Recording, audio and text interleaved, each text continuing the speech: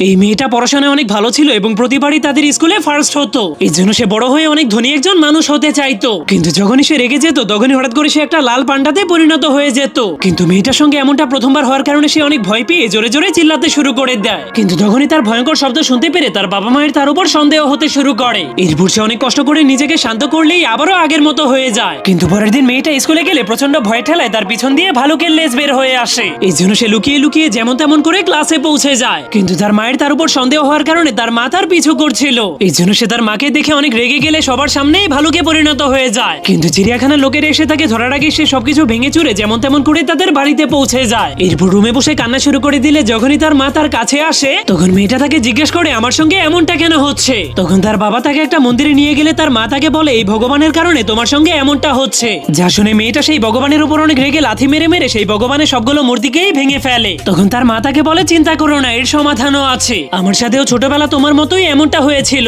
তারপরে একজন দরবেশ বাবা আমাকে এই লকেটটা দেওয়ার পর আমি ভালো হয়ে গিয়েছি। তখনই তার বাবা ক্যালেন্ডার দেখে বলে আমরা তোমাকেও পরের মাসের 30 তারিখে সুস্থ করার জন্য সেই বাবার কাছে নিয়ে যাব। যা শুনে মেয়েটা জোরে জোরে কান্না করতে করতে বলতে থাকে এখনো তো 1 মাস বাকি আছে, আমি সারা মাস এত কষ্ট কিভাবে সহ্য করব। তখন তার মা তাকে বলে তুমি চিন্তা করো না, আমি তোমার সঙ্গে আছি। পরের পর্বে তার সঙ্গে কি হবে তা দেখতে চাইলে কমেন্ট করে দিন।